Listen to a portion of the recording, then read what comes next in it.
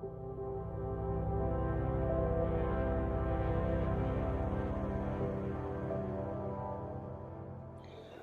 اللہ الرحمن الرحیم۔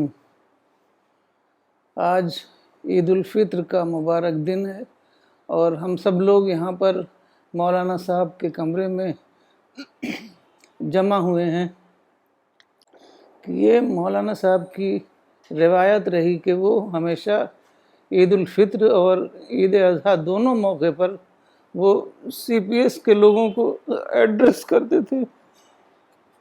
تو آج ہم لوگ اسی روایت کو برقرار رکھتے ہوئے یہاں پر جمع ہوئے ہیں اور یہاں پر ہم کچھ باتیں آپ سے شیئر کریں گے۔ تو عید کا جو تہوار شروع ہوا اس کے بارے میں کچھ، یہ مولانا صاحب کی کتاب ہے نشری تقریریں، اس میں انہوں نے یہ ساری کئی آرٹیکلز ہیں اس میں جو انہوں نے براڈ کاسٹ کے لیے آل انڈیا ریڈیو کے لیے لکھے تھے، تو اس میں ساری ڈیٹیل آپ کو ملے گی۔ تو وہاں پر جب رسول اللہ صلی اللہ علیہ وسلم جب ہجرت کے لیے کر کے مدینہ گئے تو وہاں پر 2 قبائلی تہوار منائے جاتے تھے۔ تو وہ قبائلی تہوار اس طرح کے تھے کہ کھیل کود ہوتا تھا، شعر و شاعری ہوتی تھی، اکھاڑے لگتے تھے، ایک قسم کا وہ میلہ ہوتا تھا۔ تو رسول اللہ صلی اللہ علیہ وسلم نے فرمایا کہ اللہ نے ان 2 دنوں کے بدلے تم کو 2 اور بہتر دن دیے ہیں، اور وہ 2 دن ہیں عید الاضحیٰ اور عید الفطر۔ تو رسول اللہ صلی اللہ علیہ وسلم نے ان 2 تہواروں کو اسلامائز کیا، بہت ہی مہذب طریقے سے اس کو منانے کی روایت ڈالی، بہت ہی اس میں ملنا جلنا، اور سب سے پہلے اللہ کی عبادت اجتماعی طور پر، اور اس کے بعد لوگوں سے ملاقاتیں۔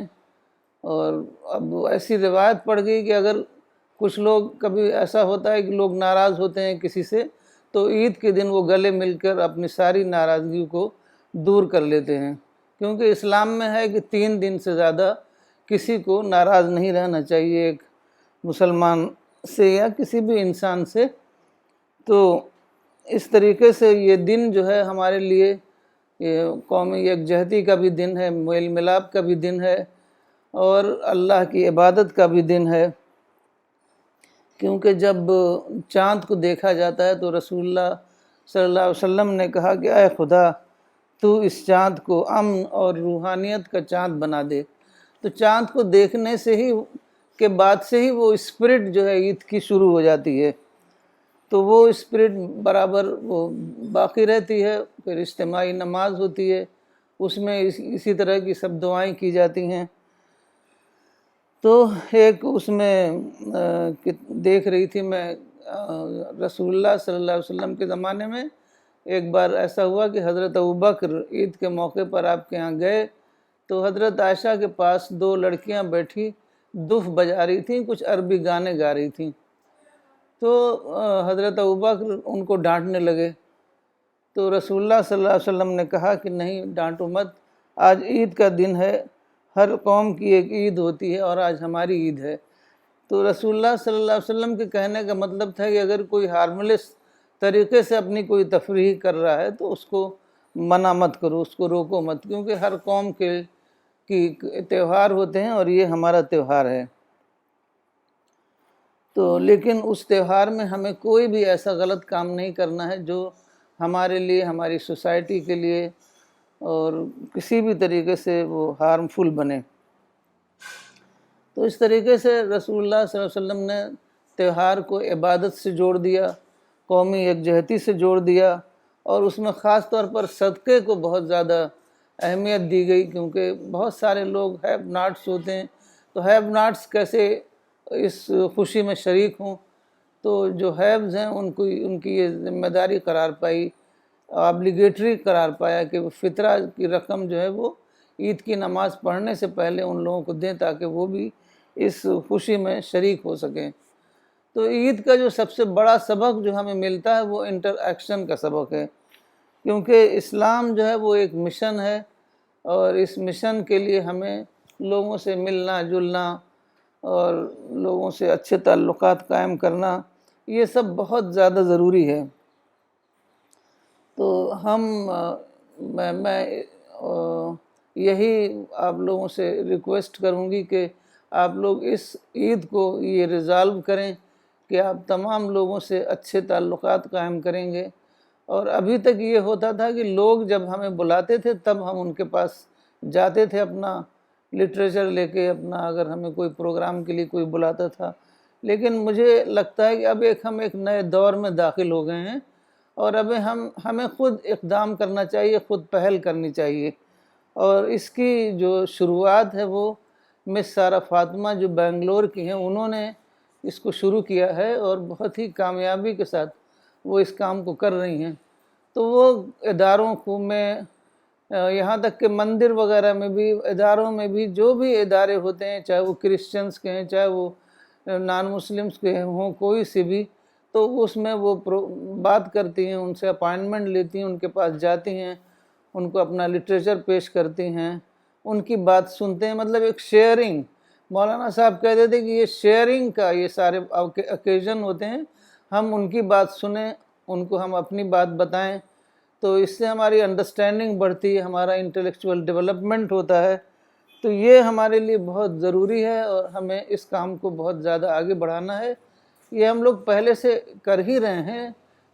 ہر اس موقع کو، پہلے مولانا صاحب کبھی بھی شادی وادی کے موقع پر، ایسے موقع پر کبھی نہیں جاتے تھے، لیکن ان کو ایک بار احساس ہوا کہ وہ موقع جو ہوتا ہے نا، وہ گیٹ ٹوگیدر جو ہوتا ہے، اس کو ہمیں اپنے مشن کے لیے استعمال کرنا چاہیے.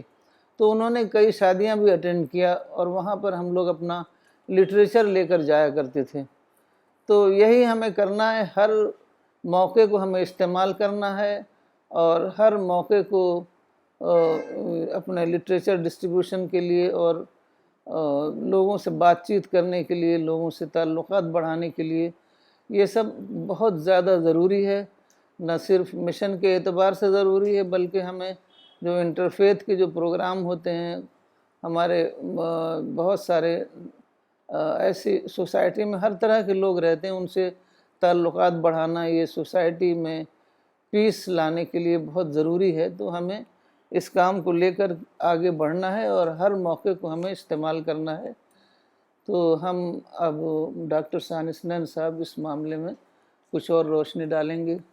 بسم اللہ الرحمن الرحیم. رب اشرح لی صدری ویسر لی امری واحلل عقدۃ من لسانی یفقہوا قولی. جیسا ابھی آپا نے بتایا عید کے بارے میں، تو آج ہم لوگوں نے نماز پڑھی عید کی پارلیمنٹ ہاؤس مسجد میں، اور اس کے بعد قرآن ڈسٹریبیوشن کیا، ہندی، اردو، انگلش. تو الحمدللہ بہت لوگ آئے اور انہوں نے بہت ہی شوق سے قرآن کو لیا، اور مسلم غیر مسلم سب لوگوں نے لیا. تو یہ ایک بہت اچھی ٹریڈیشن ہم لوگوں نے قائم کی ہے. جیسے آپا نے کہا کہ اب جائیں ہم جگہوں پہ، تو یہ بہت اچھا ہے سلسلہ کہ جو لوگ سی پی ایس سے جڑے ہوئے ہیں وہ بھی اس طرح کے کام کریں. عید کے دن، بقرعید کے دن نماز کے بعد قرآن ڈسٹریبیوٹ کریں، تو انشاءاللہ ایک بہت اچھا کام ہوگا. تو مولانا جب بھی کانفرنس ہوتی تھی یا دعویٰ میٹ، جو آخری کانفرنس ہوئی تھی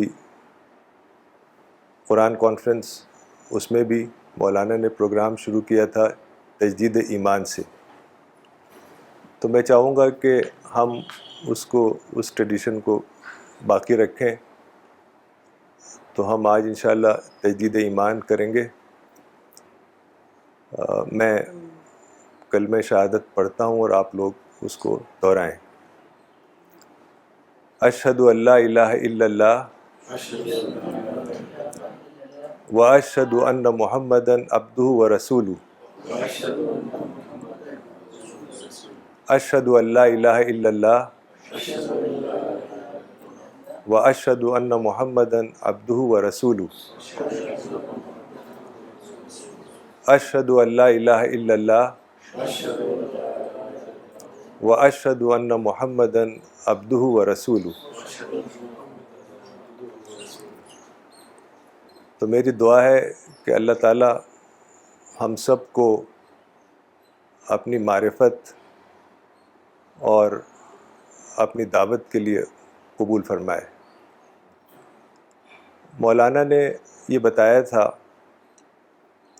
کہ یہ جو کلمہ توحید ہم نے ابھی پڑھا ہے یہ بہت ہی اہم چیز ہے، بلکہ کہا تھا کہ یہ سب سے زیادہ اہم چیز ہے، اور اس طریقے سے ایکسپلین کیا تھا کہ جب کائنات کا وجود بھی نہیں تھا، یونیورس بھی نہیں تھی، تب اللہ کا وجود تھا۔ تو اللہ نے یہ پلاننگ کی کہ یونیورس بنائی جائے، جس میں ستارے ہوں، سیارے ہوں، پلینٹس ہوں، سولر سسٹم ہو، ہماری زمین ہو۔ تو یہ ایک لمبی مدت میں 6 اسٹیجز میں بنی، جس کو مولانا نے کہا تھا big bang, solar being, water being, plant being, animal being اور ہیومن بینگ۔ تو سب سے پہلے اللہ تعالیٰ نے شہادت دی۔ مولانا نے بتایا تھا کہ شہادت 3 اسٹیجز میں ہوئیں۔ سب سے پہلے جو شہادت دی وہ خود اللہ تعالیٰ نے شہادت دی، اور قرآن میں آتا ہے شہد اللہ انہ لا الہ الا ہو، کہ اللہ یہ گواہی دیتا ہے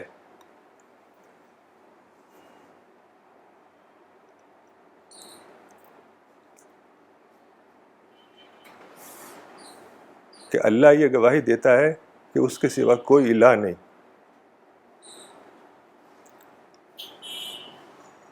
اور پھر دوسری شہادت کائنات نے دی، یونیورس نے۔ کائنات کی جو شہادت تھی وہ ایک الگ طرح کی شہادت تھی، جس کو مولانا نے کہا تھا سیلف ایویڈنٹ شہادت، یا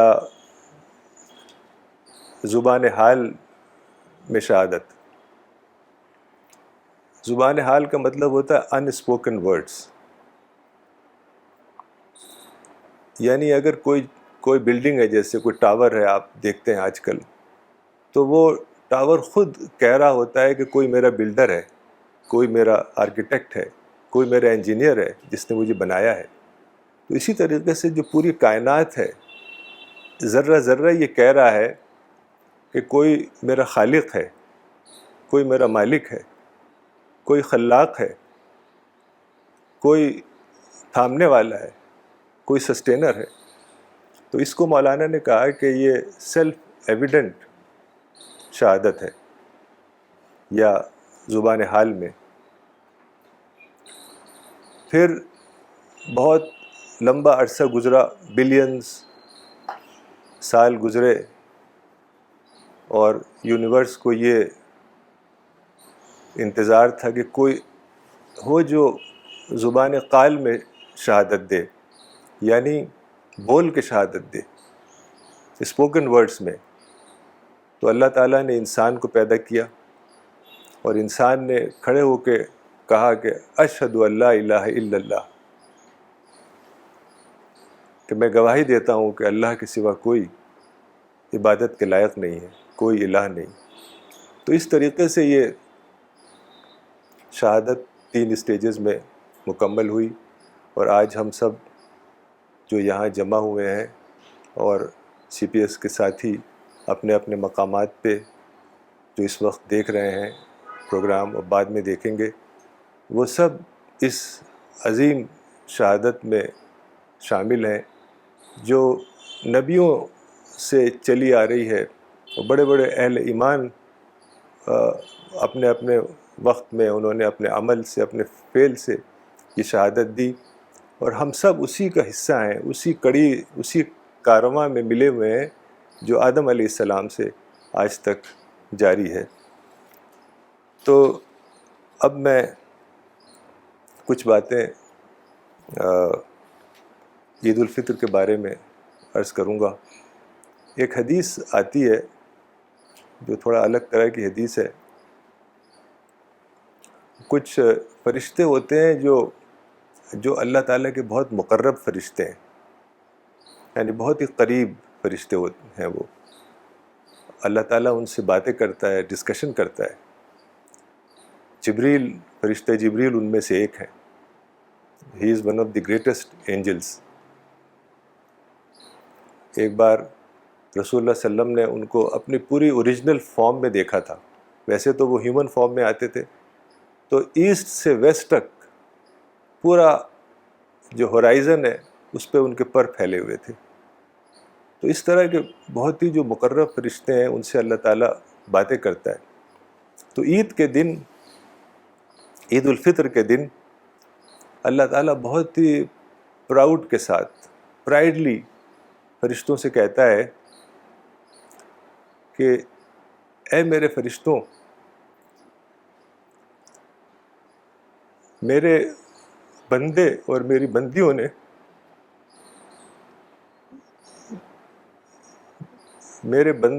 بندیوں نے جو عمل ان کو کرنا تھا وہ کر دیا, تو اب ان کی کیا جزا ہونی چاہیے, کیا ریوارڈ ان کو ملنا چاہیے. تو فرشتے کہتے ہیں ہمارے رب, ان کی جزا یہ ہے کہ ان کو پورا ریوارڈ مل جائے ان کے عمل کا. تو اللہ تعالیٰ کہتا ہے کہ اے میرے فرشتوں, میرے بندے اور میرے بندیوں نے وہ عمل کر دیا جو میں نے ان کے اوپر عائد کیا تھا, تو میں ضرور ان کی دعا کو سنوں گا اور ان کے گناہوں کو معاف کروں گا. اب وہ نکلے ہیں مجھے پکارتے ہوئے اور مجھ سے دعا کرتے ہوئے, یعنی عید کی نماز کے لیے نکلے ہیں. تو اللہ تعالیٰ کہتا ہے فرشتوں سے کہ اے میرے فرشتوں, تم گواہ رہنا, میں ان کی دعا کو ضرور قبول کروں گا اور ان کی سیئات کو حسنات میں بدل دوں گا. یعنی ان کی جو گناہیں ہیں, جو گناہ ہے اس کو ثواب میں بدل دوں گا. تو اللہ تعالیٰ فرماتا ہے کہ یہ کہتا ہے کہ اب تم واپس جاؤ, یعنی نماز پڑھ کے اب گھر واپس جاؤ, میں نے تم سب کی مغفرت کر دی ہے, تم سب کے گناہ معاف کر دیے ہیں اور تم سب کے لیے جنت مقدر کر دی ہے. تو یہ ایک بہت ہی اچھی حدیث ہے جو ہمیں بتاتی ہے کہ رمضان کے مہینے میں اگر ہم اس اسپرٹ کے ساتھ روزے رکھیں اور جو اعمال ہیں وہ کریں, تو ایک بہت ہی بڑی خوشخبری ہے ہمارے لیے کہ جنت کا اللہ تعالیٰ نے وعدہ کیا ہے اور سیئات کو حسنات میں بدلنے کا وعدہ کیا ہے. تو میں اب دعا کرتا ہوں کہ اللہ تعالیٰ ہم سب کو اس مشن, سی پی ایس کے اس مشن میں ہم سب کو قائم رہنے کی توفیق عطا فرما اور ہماری مدد فرما. یا اللہ, یہ اس دور کا جو انسان ہے وہ تیرے کریشن پلان سے, تیرے تخلیقی منصوبے سے بے خبر ہے. ہمیں توفیق عطا فرما کہ ہم اس کو تیرا تخلیقی منصوبہ بتا سکیں. یا اللہ, دعوت کا کام صرف تیری مدد سے ہو سکتا ہے. ہم نے دعوت کا کام شروع کیا ہے, تو ہر پہلو سے,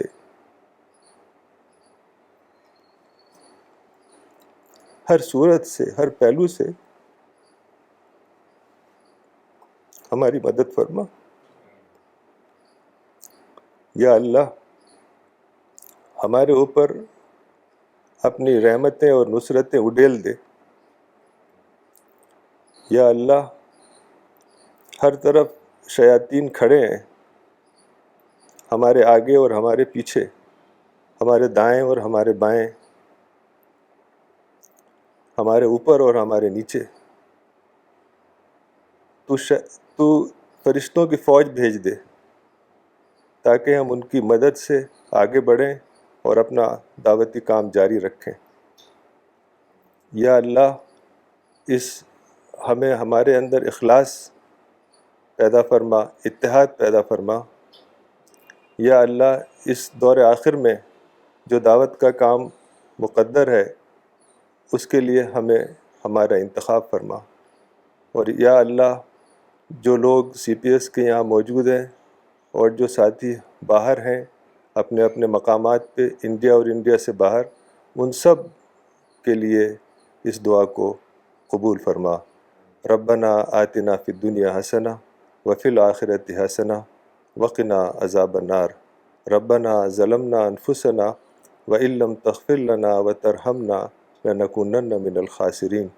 یا حی یا قیوم برحمتک استغیث۔ وصلی اللہ تعالی علی خیر خلقہ محمد وعلی آلہ وصحبہ اجمعین برحمتک یا ارحم الراحمین۔